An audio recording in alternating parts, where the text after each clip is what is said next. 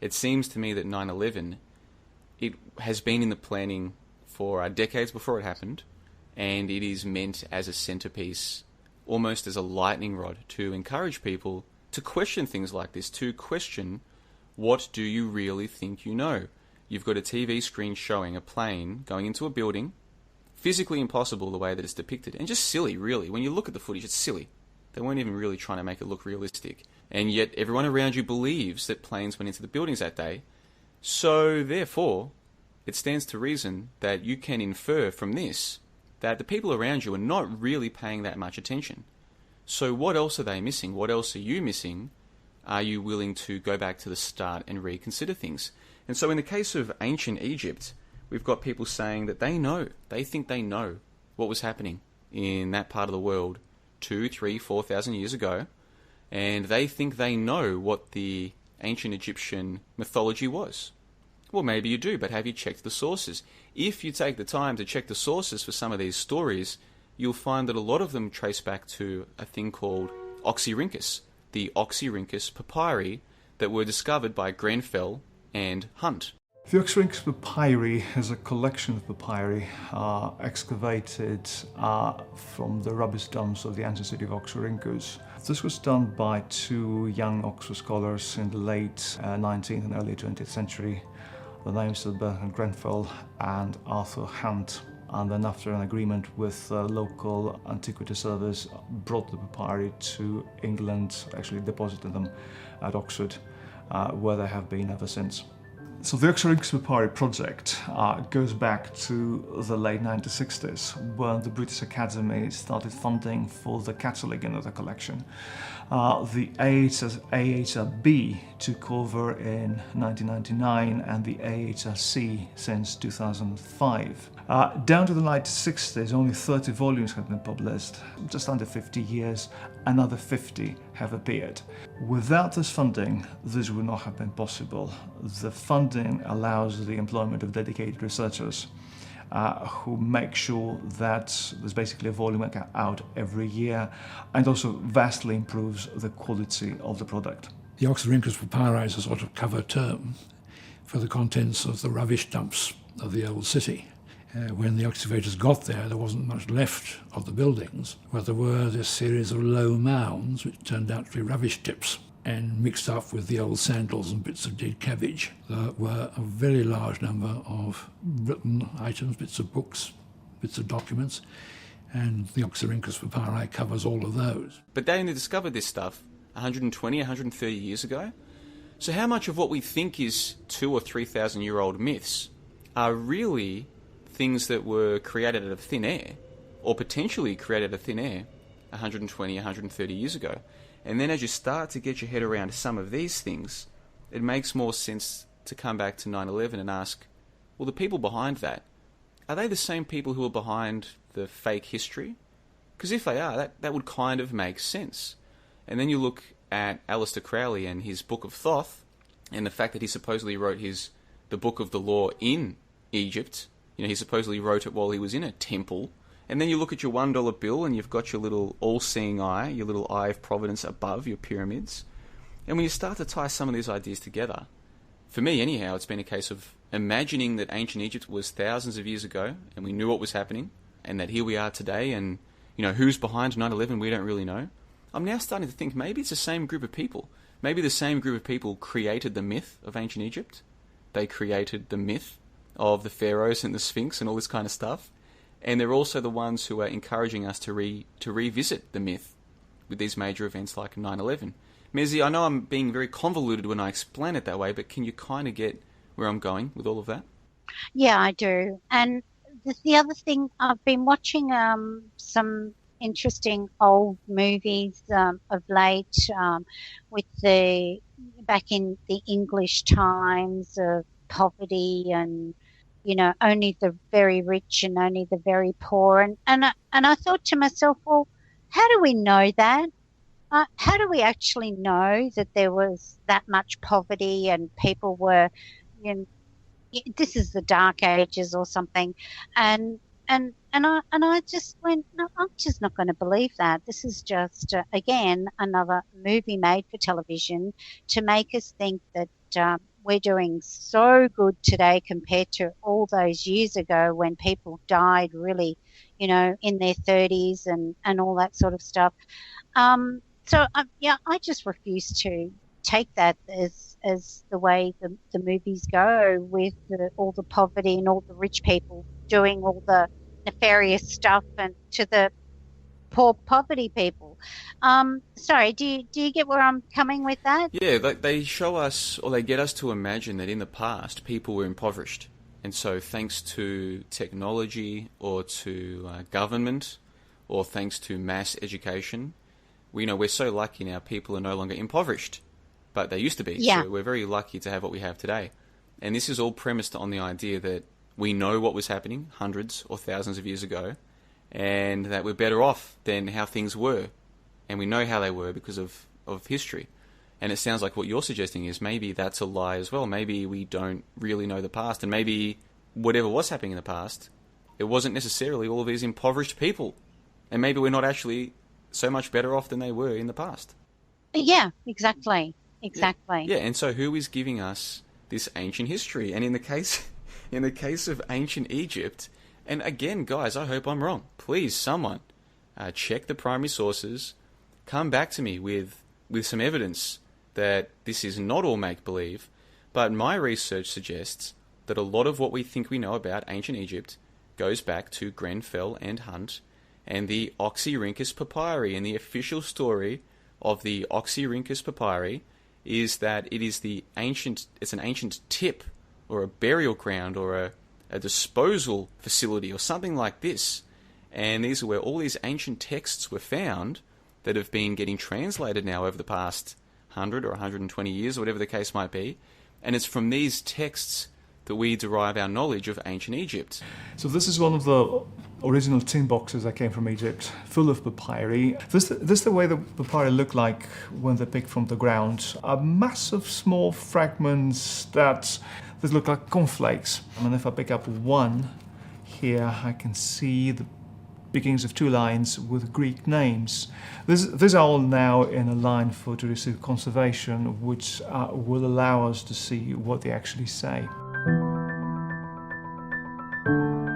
You can rebuild the papyrus from its fragments, but you also rebuild Oxyrhynchus from its papyri. The other side is the detective side, where here is this piece of brown stuff with writing on. What is it? And when you find out what it is, what does it say? When you find out what does it say, you think, how does it relate to other things? And, of course, different things strike different notes in you. In one way, I'm always glad to find a piece of Greek poetry, because that's a thing of beauty. In another way, I always like to find a private letter, because for a moment you get a kind of snapshot of someone's real life. With the papyri, there's always something new to say. Something that will keep you excited, something that will never allow you to be bored. But of course, when you're sitting in your grade 3 or grade 4 class learning about the pyramids, or you're sitting in your university history class learning about the ancient historians, you're probably not being told in direct terms, oh, by the way, all the stories we're telling you come to us from 120 years ago discovery by dudes from Oxford University or from Cambridge University who claim to have discovered mountains of 1,000-year-old documents. Okay, that part isn't necessarily explained at the outset. You've got to dig to find that. And then when you find out that so much of what you think you know about ancient Egypt comes from this single questionable source, you can't help but wonder if maybe this is all part of a broader thing that's taking place, this creation of myths today. So we think that the ancient Egyptians had myths, but in fact, ancient Egypt is our myth today. If you get where I'm going with that, Missy, it's like, oh, we're so much smarter than the ancient Egyptians who believed that sun was God, and they used to walk around, making funny dance poses, and they used to worship their king and get on their knees and bow to the king who they thought was, God's incarnation on earth. And they built these pyramids, and they were either slaves or they worked for beer and bread, or who knows what the story is now. And we have all these ideas of the past, but actually all of those ideas are mythology. This is our mythology today, that there even was an ancient Egypt to begin with. Yes, well, literally rubbish, isn't it? They found it in a rubbish tip. Well, I can't believe it survived thousands of years. Hold on a second. I'm going to double check that because you're right. It is. I remember- Their story is literally rubbish. If my memory of this is correct, so let me double check this. This is Oxyrhynchus papyri from Wikipedia. The Oxyrhynchus papyri are a group of manuscripts discovered during the late 19th and early 20th centuries by papyrologists Bernard Grenfell and Arthur Hunt at an ancient rubbish dump near Oxyrhynchus in Egypt. The manuscripts date from the time of Ptolemaic, 3rd century BC, and Roman periods of Egyptian history, 32 BC to the Arab conquest of Egypt, 640 AD. Although most of the papyri were written in Greek, some were written in Egyptian, Latin and Arabic. Since 1898, academics have puzzled together and transcribed over 5,000 documents from what were originally hundreds of boxes of papyrus fragments the size of large cornflakes. This is from Wikipedia, okay? Let me reread that passage from Wikipedia. Since 1898, academics have puzzled together and transcribed over 5,000 documents from what were originally hundreds of boxes of papyrus fragments the size of large cornflakes. Mezzy, this is the official story. Unbelievable. That's unbelievable, isn't it? Yeah, I mean, come on, you just got to... That's a true story. This is the official story. Now, people who haven't looked into this prior to hearing me talk about it would have every right to say, well, hold on, JLB, who's to say that the Oxyrhynchus papyri is so important? They must have other sources. They must, that not all of what we think we know about ancient Egypt comes from Oxyrhynchus. You're ignoring the other sources. And to these people, I would say, great. Please go and find me the other sources. You find me the primary sources that any historian claims to have about ancient Egypt, and I will inspect them. But when I start checking through stories about ancient Egypt and ancient Greece, repeatedly the sources trace back to the Oxyrhynchus papyri. It hasn't happened to me once or twice. Constantly I find myself coming back to the Oxyrhynchus papyri, which, as Mezzy has correctly identified, is literally a load of rubbish. The Oxyrhynchus papyri is a collection of papyri excavated from the rubbish dumps of the ancient city of Oxyrhynchus. This was done by two young Oxford scholars in the late 19th and early 20th century.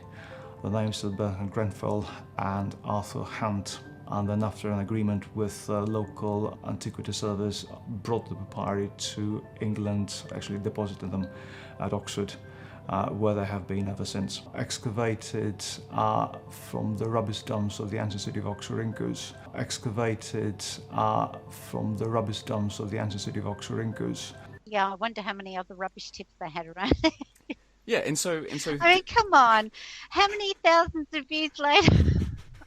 It's just, oh God, it's just stupid. Yeah, and look, people might listen to this. This might be the first member Skype call they've heard, and they might be thinking, hold on, I'm not understanding all of the tie-in here. Okay, so the Oxyrhynchus papyri were discovered in the 1890s. Okay, 1890s. People like Aleister Crowley come along, and he writes his Book of the Law, supposedly in one of these ancient Egyptian tombs, in the early 1900s. So people like Crowley come along after the Oxyrhynchus papyri. So here we are today in 2018, and most of us were taught about ancient Egypt on television screens and at school, and the stories that we were given were about what supposedly happened thousands of years ago. What I'm suggesting is that much of what we think we know comes from 1890 and the Oxyrhynchus papyri, the rubbish dump. Then people like Aleister Crowley, or characters like Aleister Crowley, come along and they further popularise and mystify the ancient Egypt story by writing things like the Book of the Law, by saying that they wrote that book in a pyramid, by writing their own Book of Thoth, which is a tarot card which supposedly has connections to ancient Egyptian mysticism.